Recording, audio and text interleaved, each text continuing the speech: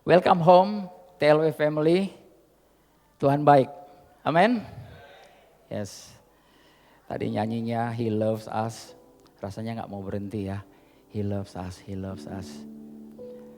Lagu ini saya dapat kemarin. Saya lihat ada sekumpulan orang-orang di penjara. Ya, jadi ini dari Battle Music, mereka luar biasa ya, mereka melayani di penjara dan orang yang bertato, yang badan besar, yang waduh, yang segala macam, mereka nyanyi angkat tangan, He loves us, He loves us. Tuhan mengasihi mereka. Waduh, rasanya saya pengen ulang putar video itu. Ya, sangat menyentuh hati saya. Ya, puji Tuhan. Ini awal yang baru, tahun yang baru, amin. Puji Tuhan. Biasanya di awal tahun orang-orang suka bikin resolusi, betul? Ya mungkin beberapa dari kita yang bikin resolusi, ada yang nggak bikin juga nggak apa-apa sih ya. Apa sih resolusi? Resolusi itu adalah orang bilang a firm decision to do or not to do something. Jadi ada satu ketegasan untuk mau melakukan sesuatu atau tidak mau melakukan sesuatu. Ya, jadi ada satu keputusan yang tegas, kita mau bikin ini, mau bikin itu. Ya, kita mau lebih mengasihi istri, lebih mengasihi suami, lebih mau punya banyak waktu untuk keluarga dan banyak hal ya. Nah, saudara, ada satu cerita ada satu gym yang terkenal di Amerika. Mereka setiap awal tahun, walaupun ruangannya sudah penuh, mereka masukin lagi alat-alat gym yang baru. Jadi tempatnya itu di-pack sedemikian rupa, jadi tambah banyak alat-alat yang barunya. Tanggal 1 Januari mereka masukin. Tapi apa yang terjadi? Di tanggal 7 Januari, baru 7 hari kemudian mereka keluarin lagi alat-alatnya. Kenapa? Karena orang kembali ke alat-alat yang lama, ke habit yang lama. Nah, saya percaya kita di sini ada buat satu resolusi yang baik, ya mau berolahraga lebih banyak tahun ini ya, mau meluangkan waktu lebih banyak dengan Tuhan maupun dengan keluarga, mau diet. Haleluya, ada di sini mau diet. Besok katanya diet, hari ini enggak. Ya, mau bebas dari hutang atau mau berhenti dari beberapa kebiasaan buruk. Dan kita semua gagal menjaganya pada awal minggu pertama, minggu kedua. Baru 1 minggu, 2 minggu sudah gagal. Tapi kabar baiknya setiap tahun ada opportunity yang baru. Amin. Setiap tahun kita masih bisa buat satu resolusi yang baru. Dan kabar baiknya setiap minggu awal yang baru. Amin. Ya. Ini adalah hari Minggu, kita katakan hari ini adalah hari awal yang baru untuk kita membuat satu resolusi. Ya. Kabar lebih baiknya lagi, setiap hari adalah hari yang baru. Haleluya. Jadi tidak apa-apa saudara gagal hari ini, saudara bisa melakukannya lagi dan lagi dan lagi. Ya, Tuhan beserta dengan kita, amin. Ya. Nah, saya senang sekali di Alkitab ada 2 kata yang pertama kali. Pada mulanya. Kejadian 1 ayat 1 ya. Ya, kalau bahasa Inggrisnya 3 kata, in the beginning. Ya, pada mulanya. Nah, setiap firman Tuhan untuk hari ini memberi kepada kita, memberitahu tentang sesuatu awal yang baru. Amin. Ya. Ada sesuatu yang baru dan firman Tuhan akan menyarankan kemungkinan satu resolusi yang baru buat kita. Puji Tuhan. Nah, saya senang sekali Bapak Ibu kita mulai di awal tahun ini dengan satu kebiasaan yang baru, membaca Alkitab. Ya, puji Tuhan ya. Ada yang ikut di sini, ini satu challenge buat kita semua untuk sama-sama punya satu habit yang baru. Ingat, kita tidak sendiri. Kalau kita lakukan itu bersama-sama, kita bisa. Ya, saya senang banget ada yang sudah ikut di dalam. Kalau saudara belum ikut, nanti sebentar ada di sebelah sana di meja kuning namanya newcomer. Nanti ada orang-orang yang bersedia untuk mengajarkan kepada saudara bagaimana caranya untuk bisa install satu aplikasi dan kita bisa baca Alkitab setiap hari bersama-sama. Saya senang sekali kenapa? Karena di situ kita juga bisa saling diskusi. Ya, bisa kasih masukan, bisa kasih, saya dapat ini. luar biasa dan itu memotivasi, ya. Nah, ini bukan paksaan buat kita semua. Saya percaya menurut satu penelitian kalau kita melakukan ini selama 21 hari, satu kebiasaan kalau kita lakukan secara terus-menerus, paling tidak selama 21 hari, itu akan menjadi kebiasaan yang benar-benar jadi satu kebiasaan terus-menerus. Jadi kalau kita bisa 21 hari tahan seperti ini, itu akan jadi satu kebiasaan. Jadi kalau seorang perokok, kalau dia mau berhenti merokok selama 21 hari saja, selama-lamanya dia tidak akan merokok. Ya, puji Tuhan. Nah, tapi ada orang bilang, aduh susah Pak Dolfi, susah. Nah kalau dipikirin susah ya susah. Jadinya benar, kalau mulai dipikirin susah ya susah. Nah saya teringat pengalaman mendaki Gunung Rinjani tanggal 24-25 Desember kemarin. Ya, istri saya sudah wanti-wanti, udah gak usah cerita-cerita. Ya, tapi saya selalu tergoda untuk menceritakan hal ini. Kenapa? Karena ini suatu pencapaian. Yes. Ya, bagi yang sebagian yang sudah dengar cerita, nggak apa-apa ya, saya ulang sedikit ya. Jadi sebenarnya saya hanya ingin membuktikan bahwa manusia itu kalau di-push melewati limit bisa. Ternyata bisa. Ya, kalau kita di-push melewati limit, ternyata manusia itu unlimited. Karena ada Tuhan yang unlimited di dalam kita. Amin. Saudara agak bingung? Coba lihat kiri kanan, kamu unlimited version. Sorry, kamu limited version. Yang bisa melakukan unlimited. Amin. Haleluya. Jadi cerita sedikit ya saudara ya. Setelah melewati perjalanan, kita mulai start itu jam 8:30 pagi selama 10 jam mendaki. Ada yang tanya kepada saya, Pak Dolfi 10 jam itu benar-benar jalan kaki, daki. Saya bilang, oh enggak, tambah 20 menit naik ojek. Kalau kita nggak naik ojek 20 menit, jadinya 12 jam, lebih lama. Jadi kita mulai mendaki kurang lebih 10 jam ya. Jadi sampai jam 5:30 di atas, pemandangannya luar biasa Bapak Ibu. Saya nggak sempat share di sini. Nanti kalau mau boleh lihat nanti di handphone saya, ya. Itu saya baru bisa merasakan sedikit bagaimana rasanya di surga. Kenapa? Karena awan-awannya di bawah. Ya, jadi saya baru tahu, oh ternyata begini namanya orang yang naik turun surga. Jadi kalau Bapak Ibu mau naik turun surga boleh ikut saya. Kita sama-sama ke Rinjani ya. Puji Tuhan. Itu sampai di namanya Pelawangan, itu sampai di pos terakhir kita berkemah di antara jurang. Jadi itu banyak kemah-kemah semua itu, tapi ini sudah jurang. Jadi jaraknya nggak begitu besar. Enak sekali di situ, pemandangannya bagus sekali, tapi saya tidak sarankan buat yang takut ketinggian. Ya karena sebentar-sebentar lihat jurang, kiri kanan jurang. Ya tapi bagus sekali pemandangannya. Nah tengah malam Bapak Ibu, jam 11 itu angin bertiup kencang sekali. Tenda kita rasa-rasanya mau terbang. Saya rasa-rasanya kayak Aladin mau terbang. mulai ada perasaan cemas di situ, mulai ada perasaan takut. Saya cuma katakan begini dalam hati saya, angin tenang, diam. Saya mau tidur. Tapi kok gak diam-diam ya? Anginnya tambah kenceng, tambah ribut. Istri saya terbangun malam itu, terus dia langsung bilang begini, jangan naik ke puncak, batalkan saja. Waduh, kata orang suara istri suara Tuhan. Bagaimana nih? Saya mau katakan, hai perempuan diamlah, tenanglah, ups, nanti ribut. Jadi saya katakan, hai angin diam, tenanglah. Saya mau tidur pulas. Jadi saya tertidur pulas, jam 1:30 itu saya bangun, 1:30. Saudara, angin tenang sekali, cuaca bagus sekali dan enak banget.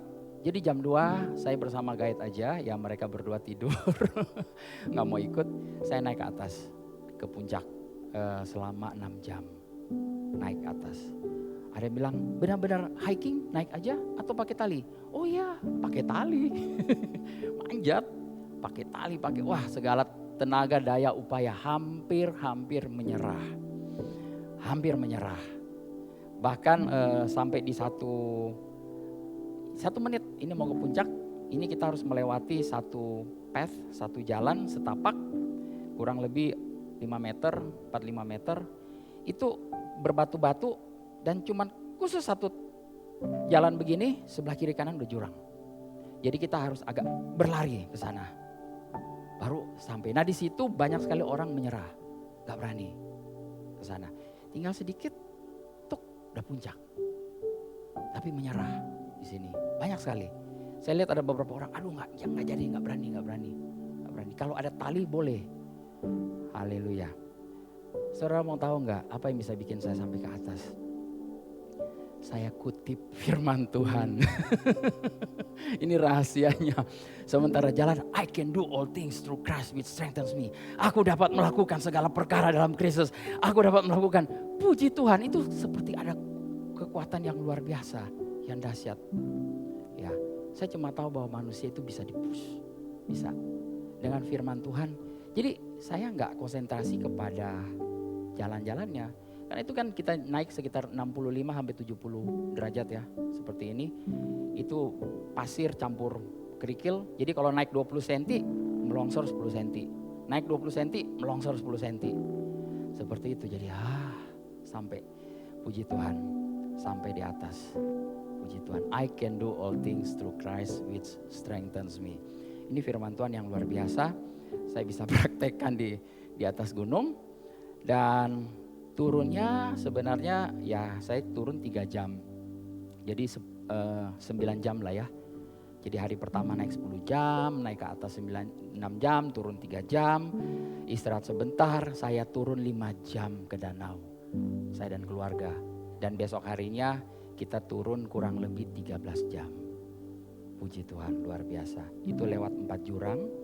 Yang jurangnya cuma pakai tali. Agak nyesel juga waktu itu saya ngajak mereka. Anak saya udah bilang, "Pak, boleh telepon helikopter enggak?" Aduh, nak, kalau ada sinyal boleh saya telepon nih helikopter. Serius, karena itu jurang ya kita cuma bisa pegangan di tali satu begini sambil miring-miring begitu. Jurang terakhir nggak ada talinya, harus merayap di dinding. Well, tapi puji Tuhan berkat doa Bapak Ibu semua saudara, saya bisa ada di sini lagi dengan selamat. Puji Tuhan, saya belajar disitulah ada peperangan dalam pikiran. Ya di pikiran kita ada peperangan. Nah saya teringat di dalam Mazmur 1 ayat 1-3, kalau saya boleh kutip, berbahagialah orang yang tidak berjalan menurut nasihat orang fasik, yang tidak berdiri di jalan orang berdosa, dan yang tidak duduk di dalam kumpulan pencemooh. Tetapi yang kesukaannya ialah Taurat Tuhan, dan yang merenungkan Taurat itu siang dan malam. Ia seperti pohon yang ditanam di tepi aliran air, yang menghasilkan buahnya pada musimnya dan tidak layu daunnya. Apa saja yang diperbuatnya berhasil. Amin, berhasil. Jadi saudara, ketika kita mulai merenungkan firman Tuhan, tiba-tiba ada kekuatan baru. Ketika kita merenungkan firman Tuhan, tiba-tiba ada ide baru. Amin. Ketika kita merenungkan firman Tuhan, tiba-tiba ada jalan keluar. Ada kesembuhan. Ini janjinya ya dan amin.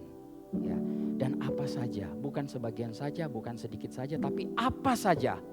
Boleh katakan apa saja? Apa saja berhasil. Amin. Jadi setiap pekerjaan saudara tahun 2022 ini, apa saja pekerjaan saudara berhasil. Amin. Ya, kita mau sama-sama deklarasi tahun ini adalah tahun keberhasilan. Ya, kemarin saya di KARI saya diingatkan, direktur kita mengatakan bahwa 2 tahun kita dicuri ini seakan-akan. Ya, 2 tahun dicuri oleh COVID, whatever apa namanya. Tapi tahun ini iblis harus kembalikan 7 kali lipat apa yang dicurinya. Amin. Ya, apapun yang dicuri dari hidup saudara 2 tahun ini, saudara hitung aja, katakan iblis 7 kali harus balik, 7 kali lipat harus balik tahun ini. Kalau penghasilan saudara hilang selama 2 tahun kemarin, berapa miliar, kalikan aja 7. Amin. Haleluya. Bersukacita, amin. Puji Tuhan. Yes.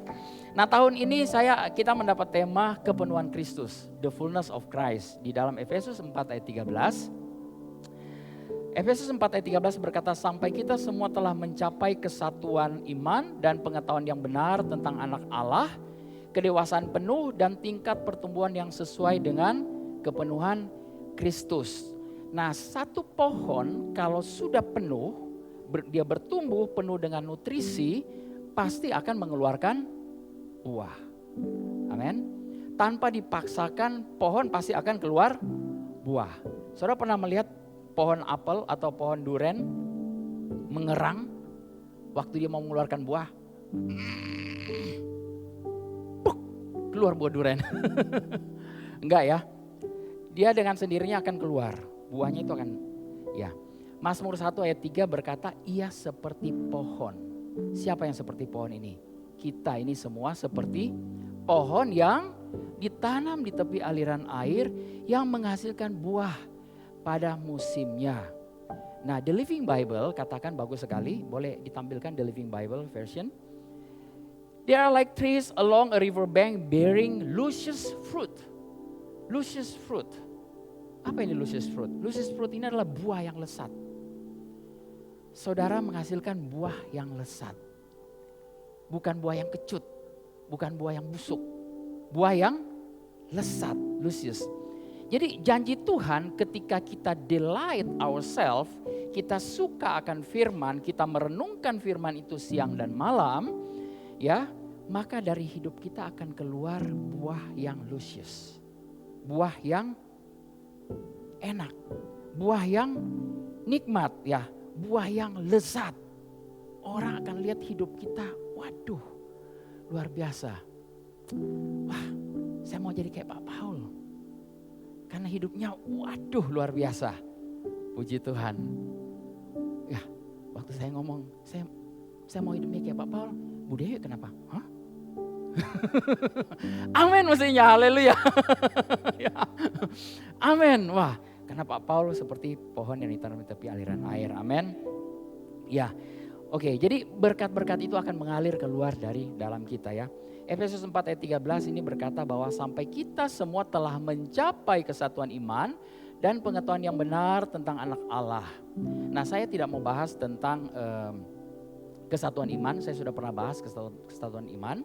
Kita akan masuk di dalam ya bagian kedua adalah pengetahuan yang benar tentang anak Allah. Banyak orang yang tidak mengetahui dengan benar siapa anak Allah. In the knowledge of the Son of God. Ya. Nah, apa yang terjadi jika Anda tidak mengenal seseorang atau orang asing yang datang kepada saudara? Ketemu, apakah saudara mau mempercayakan hidupmu kepada orang asing? Tentu enggak. Ya. Kita tidak mau mempercayai hidup kita kepada orang asing ya. Nah, mengetahui anak Allah, mengenal Tuhan itu adalah hal yang terbesar yang harusnya setiap orang Kristen ini miliki. Ya, terima. Ini hal yang sangat penting. Ya. Tanpa ini, tanpa pengetahuan yang benar akan anak Allah, segala sesuatu akan kehilangan maknanya. Ya. Paulus katakan di dalam Filipi 3 ayat 8, kita buka Filipi 3 ayat 8. Filipi 3 ayat 8 berkata begini, malahan segala sesuatu kuanggap rugi. Karena pengenalan akan Kristus Yesus Tuhanku lebih mulia daripada semuanya. Oleh karena dialah aku telah melepaskan semuanya itu dan menganggapnya sampah supaya aku memperoleh Kristus. Amin. Jadi segala sesuatu kita boleh bilang sampah. Ya.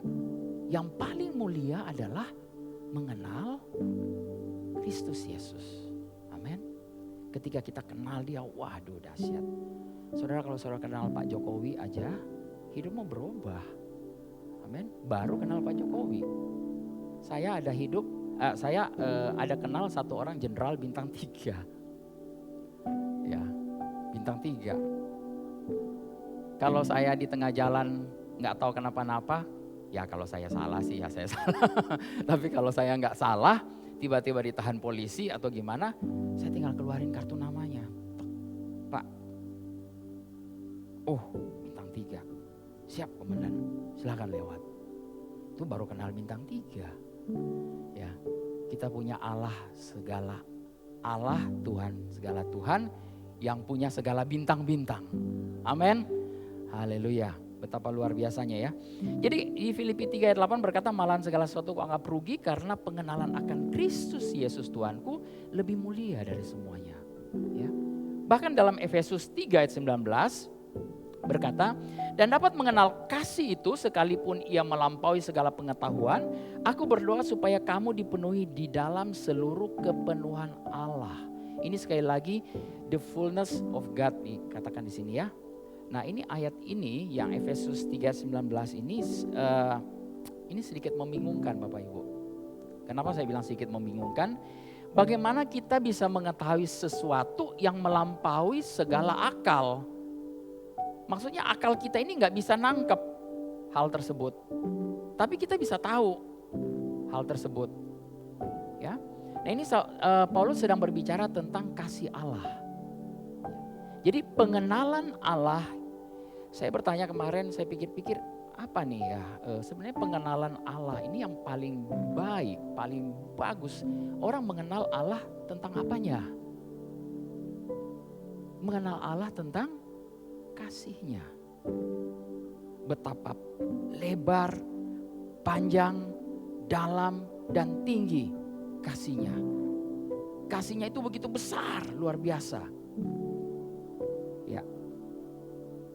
Ada satu dimensi yang orang Kristen harusnya tahu hal ini ya. Nah tapi sayangnya banyak sekali anak-anak Tuhan orang Kristen tidak mengenal hal ini. Ya. Mereka hanya tahu bahwa mereka hanya perlu diselamatkan. Mereka salah mengenal Tuhan. Sayang sekali ya di banyak sekali saya ketemu dengan orang-orang Kristen, anak-anak Tuhan. Ketika saya berdialog, saya tahu mereka sampai sejauh mana mengenal Tuhan. Ya, mereka tahu bahwa Tuhan mengasihi mereka. Tapi mereka akan bilang bahwa ya ini Tuhan izinkan. Sakit penyakit Tuhan izinkan. Masalah ini Tuhan izinkan. Oh Pak Dolfi, di balik masalah yang besar ada berkat yang besar. Saya kesel, saya bilang kalau begitu minta aja masalah lebih besar lagi. Supaya saudara dapat berkat yang besar. Oh no, bukan begitu maksud saya. Ya kalau saudara bilang di balik masalah yang besar ada berkat yang besar, minta aja masalah lebih besar. Pasti ada berkat lebih besar katanya. Tapi kemudian mereka menolak. Saya bilang di balik firman Tuhan itu pasti ada berkat yang besar. Amin. Ketika saudara mengenal firman, mengenal kebenarannya ada berkat yang besar. Masalah persoalan saudara boleh ambil sebagai pelajaran. Ya, tapi bukan berarti, justru Pak Dolfi kalau saya nggak mengalami ini saya nggak begini begitu. No, Pak Ibu ya. Saudara pikir Yusuf mengalami berbagai macam masalah persoalan, ya? Apakah saudara tidak berpikir bahwa sebenarnya Tuhan sanggup mengangkat Yusuf jadi orang nomor 2 di Mesir tanpa dia harus melalui segala macam? Bisa nggak? Bisa. Tuhan bisa membawa Yusuf kepada mimpi yang Tuhan sudah kasih kepada dia tanpa dia harus melewati segala macam rintangan persoalan. Ya. Kesalahan Yusuf apa? Kita bisa belajar dari kesalahan orang. Kesalahan Yusuf apa? Dia menceritakan apa? Mimpinya, visinya kepada orang yang tidak tepat. Ya. Orang yang mau membunuh visinya. Jadi jangan sembarang share visi saudara. Jangan sembarang share dengan orang yang tiba-tiba orang itu akan malah membunuh visimu. Ya, amin. Haleluya. Jadi Yusuf karena dia salah share, ya dia akhirnya mengalami berbagai macam masalah. Tapi lewat masalah-masalah itu ya Tuhan bawa juga dia jadi orang kedua. Ya banyak sekali orang-orang berpikir bahwa mereka harus mendapatkan perkenanan Tuhan dan selalu merasa tidak layak karena kurang bersekutu dengan Tuhan. Orang baca Alkitab dan lain sebagainya ya. Mereka mengenal Tuhan itu sebagai Allah yang pemarah. Yang sebentar-sebentar kasih hukuman. Sebentar-sebentar ini kalau kamu gak lakukan ini, aku sentil nih. Waduh, dulu saya suka dibilang begitu. Kalau kamu gak melayani Pak Dolfi, Tuhan sentil loh kamu. Waduh, kalau Tuhan sentil saya lewat planet Pluto ke sana. Ya, disentil Tuhan, tuing, lewat planet Pluto. Saya bilang ampun. Nah, banyak orang berpikir hal-hal yang seperti ini ya. Ya, Tuhan mencobai dan lain sebagainya. Padahal Yakobus 1 ayat 13 berkata apa? Apabila seorang dicobai, janganlah ia berkata pencobaan ini datang dari Allah. Sebab Allah tidak dapat dicobai oleh yang jahat dan ia sendiri tidak mencobai siapapun. Tetapi tiap orang dicobai oleh apa? Oke, saudara yang jawab sendiri ya. Keinginan sendiri, terus diseret dan dipikat. Apabila keinginan itu dibuahi. Nah, ini juga keinginan itu ada dibuahi juga ya. Tapi yang dilahirkan adalah apa? Dosa. Dan apabila dosa itu sudah matang, ia melahirkan maut. Segala sesuatu jadinya mati, bukan lagi kehidupan, ya. Ya, banyak orang juga mengenal Tuhan itu bukan sebagai penyembuh atau penyedia. Atau mereka kenal tahu Tuhan menyembuhkan, tapi nanti. Oh, saya mungkin akan sembuh bulan depan. Saya akan sembuh tahun depan. Saudara, saya ingat di kitab Keluaran waktu bangsa Israel waktu bangsa Mesir kena tulah dengan katak penuh. Buka tutup makanan katak, buka lemari katak, di bawah kolong ranjang katak. Kataknya yang jorok, yang hijau, yang berlendir, jorok banget. Ya, waktu itu Musa datang ke Firaun dan Musa bilang begini, oke, aku bisa. Firaun bilang, tolong selesaikan ini katak ini. Musa bilang, oke, aku bisa. Usir semua katak-katak ini. Padukahku Firaun maunya kapan? Tahu nggak? Firaun ini paling bodoh sedunia, goblok. Dia bilangnya apa? Besok. Saya mau besok. Ya udah, dia semalam-malaman tidur sama kodok juga. Besok kodoknya lepas. Bilang, padahal kalau dia bilang hari ini juga, saat ini juga, kata-kata itu pergi. Nah Bapak Ibu, sama dengan kita. Mungkin kadang-kadang kita cuma sudah bertahun-tahun kena satu penyakit. Dan kita katakan, oh iya nanti Tuhan sembuhkan. Nanti.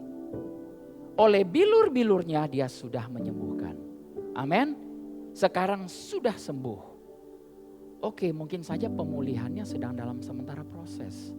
Karena mungkin ada bagian kita yang rusak, tubuh kita yang rusak. Tapi kita percaya kita sudah sembuh, bagian-bagian ini mulai melakukan proses untuk pemulihan. Amin. Ya, Tuhan sangat mengasihi kita, mengasihi Bapak Ibu. Amin.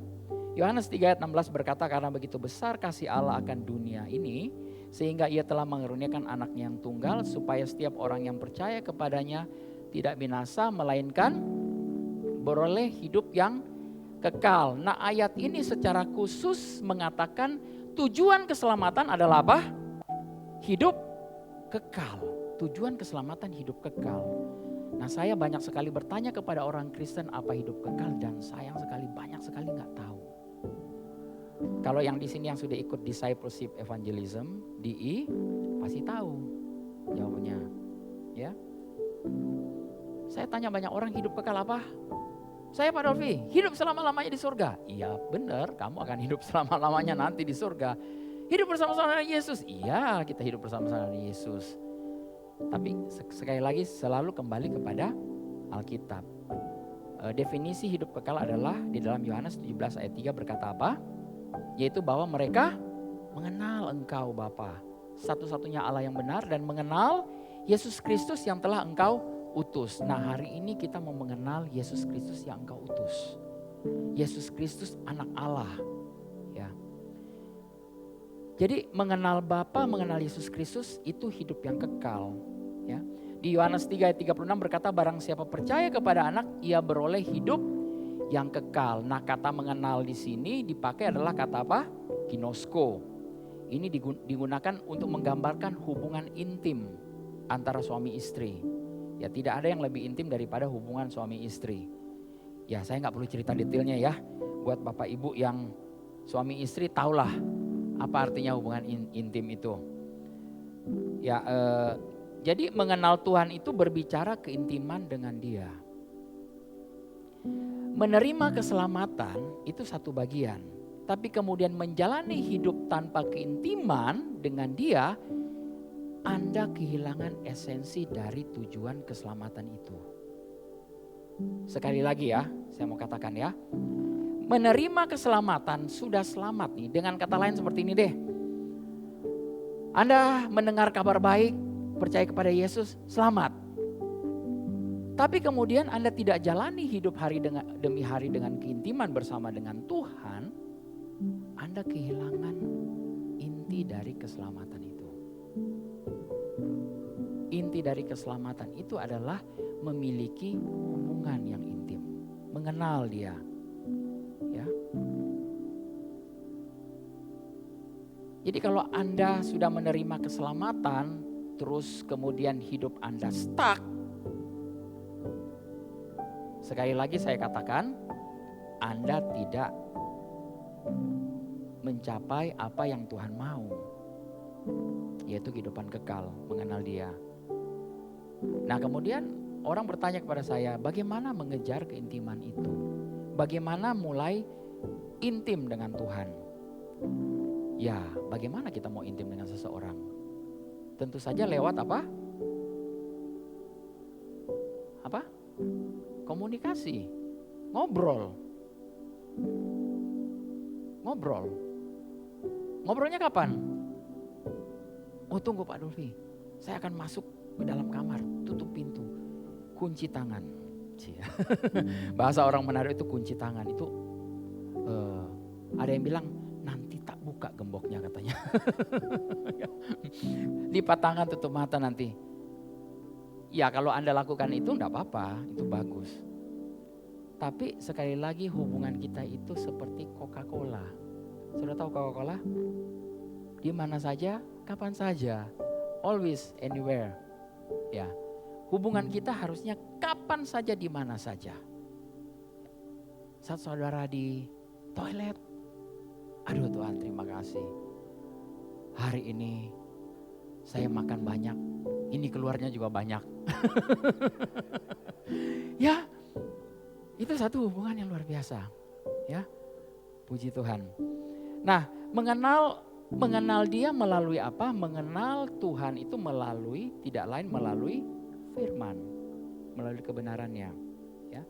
Pengenalan kita ini tidak bisa sekali terus kemudian berhenti, stop. Kita harus sering ngobrol. Ya, harus sering ngobrol sama Dia. Nah, kalau saudara lihat di dalam Yohanes pasal 4, saudara boleh buka semua Yohanes pasal 4, cerita tentang apa sih? Yohanes 4. Yohanes pasal 4 itu bercerita tentang seorang perempuan Samaria yang ada di sumur. Ya, dia datang di sumur siang bolong jam 12, panas terik. Kenapa dia nggak pergi pagi-pagi? Karena takut digosipin. Ya dia punya banyak suami. Dia bukan seorang yang benar. Ya, saudara, ini menceritakan tentang bagaimana seorang perempuan bertemu dengan Yesus, mulai mengenal pribadi dia. Mulai dari seorang asing. Dia pertama-tama gak tahu siapa Yesus. Dia ketemu, terus Yesus bilang, boleh gak aku ditimba dikasih minum? Ya. Tapi kemudian terjadi dialog dengan Yesus. Dialog ini luar biasa. Kalau Bapak Ibu nanti di rumah baca ya Yohanes 4 ini dia. Terjadi dialog yang luar biasa. Saya melihat ini mulai ada satu step pengenalan. Ya, perempuan ini dia berbicara terus dengan Tuhan. Bercakap-cakap terus. Kenapa? Karena menarik. Dia tadinya Yesus minta air. Kemudian Yesus bilang aku bisa kasih kamu air. Terus dia bilang Tuhan kamu gak punya timba.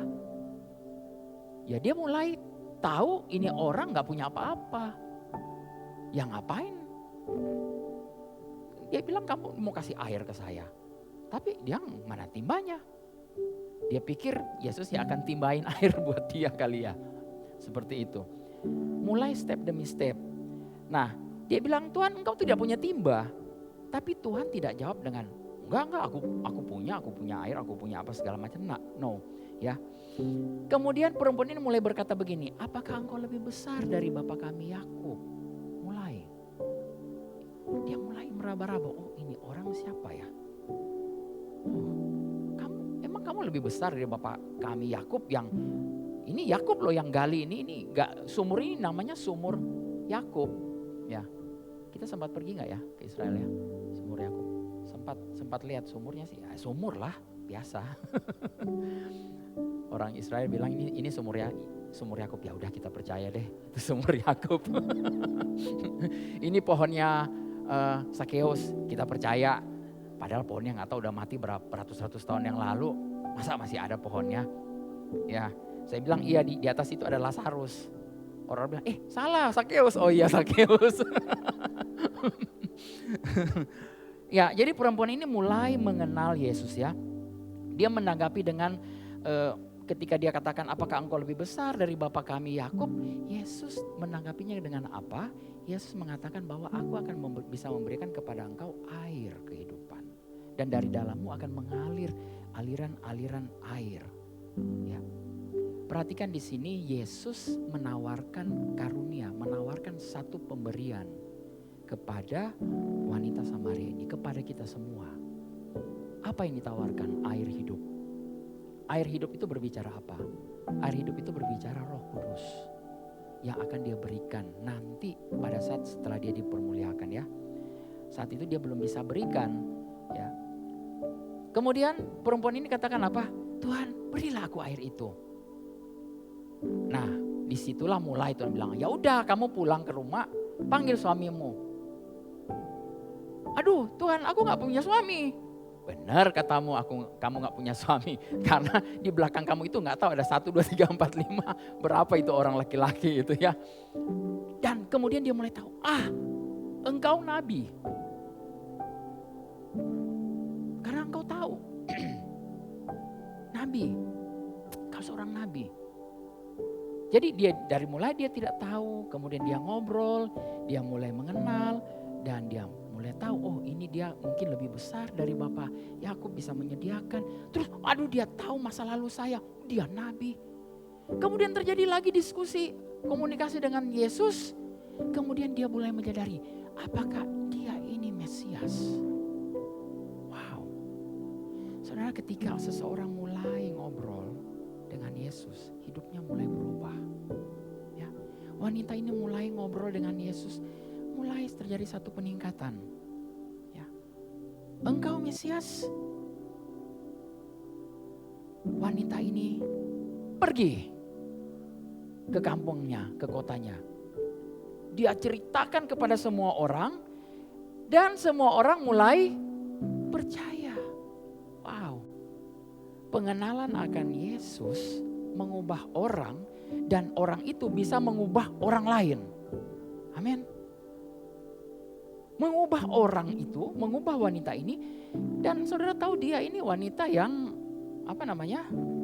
ya boleh dibilang wanita asusila. Ya, hidupnya berubah, orang-orang tahu ini wanita ini siapa. Tapi begitu dia balik semua orang bisa dengar. Kenapa? Karena dia sudah bertemu dengan Yesus. Ya.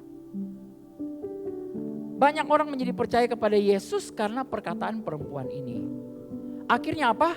Orang-orang itu minta kepada Yesus untuk tinggal lagi bersama-sama dengan mereka. Nah, apa yang terjadi? Yesus iyain. Yesus tinggal 2 hari bersama-sama dengan mereka. Dan apa yang terjadi ketika Yesus tinggal 2 hari bersama dengan mereka?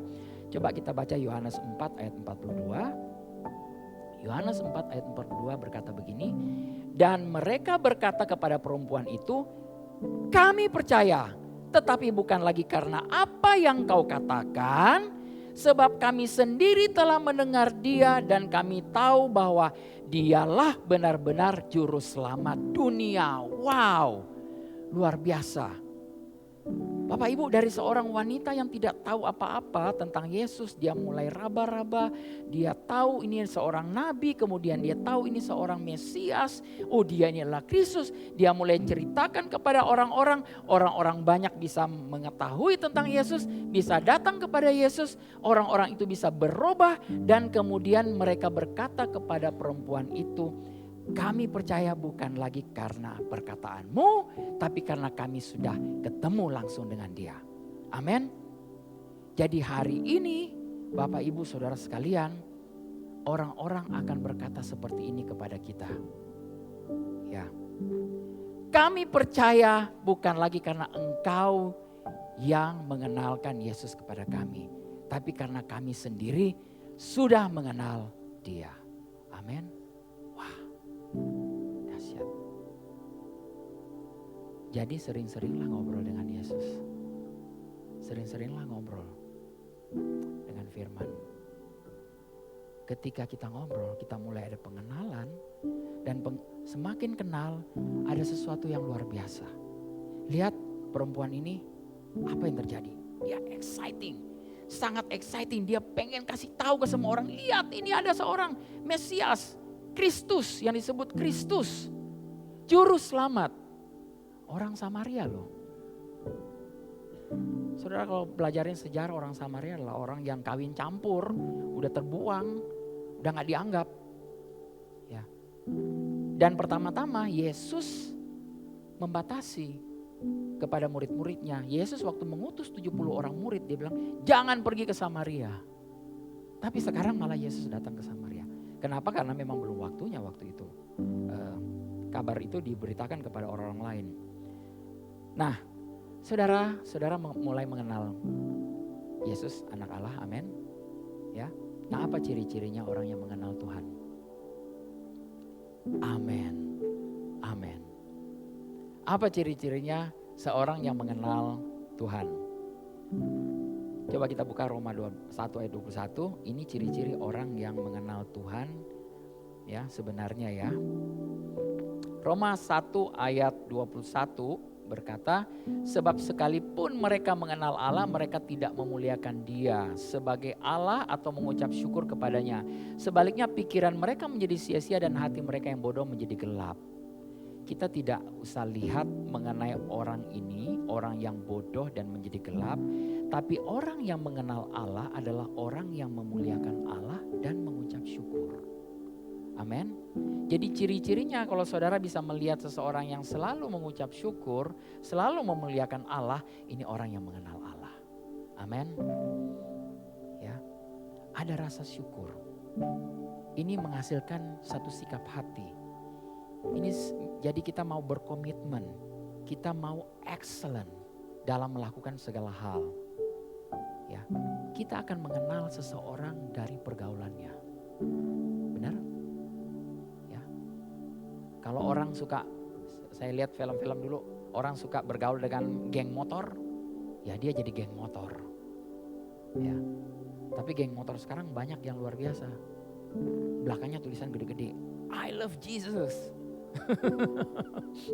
Rambutnya gondrong tapi begitu ini tato di sini ya, jagal. Tapi begitu dibuka, jagalah kebersihan. Puji Tuhan. Orang-orang yang memuliakan Tuhan ya. Haleluya. Jadi ketika saudara mulai mengenal Tuhan, ya saudara mulai memuliakan Dia. Mulai mengucap syukur. Ya, kembali lagi pengenalan kita yang paling pertama adalah saya mau wrap up ya siang hari ini, pengenalan tentang kasihnya kepada kita. Kasihnya tanpa syarat. Di sini di TLW selalu kita dengungkan adalah mengenai kasih Tuhan yang tanpa syarat. Ya. Tidak peduli apa yang saudara lakukan, tidak peduli mau pelayanan mau apa, saudara nggak mau pelayanan nggak mau apa, kasih Tuhan tetap. Amin. Dia tidak berkurang kasihnya. Tidak ada satupun yang saudara lakukan yang dapat mengurangi kasihnya Tuhan. Dan tidak ada pun sesuatu apapun yang kita lakukan untuk menambah kasihnya. Kasihnya sudah sedemikian besar, sedemikian luar biasa. Kasihnya itu dia besar bagi kita semua. Amin. Yang perlu kita lakukan adalah mulai mengenal. mulai mengetahui siapa anak Allah itu. Dan kasihnya yang begitu besar. Hari ini tanggal 9 Januari, kita mulai dengan satu awal yang baru, di minggu yang baru, dengan mulai mengenal siapa anak Allah. Ngobrol lebih banyak. Mau Bapak Ibu ngobrol? Gak apa-apa. Orang bilang kamu kok kayak orang gila. Ngobrol. Ngobrol sendiri gitu loh. Gak apa-apa. Apalagi saudara bisa berbahasa roh. Ya. Berbahasa roh. Berdoa selalu. Ngobrol dengan dia dalam roh. Sembah dia dalam roh dan kebenaran. Amin. Kita mau awali tahun ini dengan kita melihat Tuhan terima kasih. Betapa besar kasih-Nya. Kalau kita hitung berkat kita selama tahun 2020, 2021. Waduh. Apa yang kita sudah laluin. Dan sampai di hari ini. Wah, luar biasa. Tuhan terima kasih.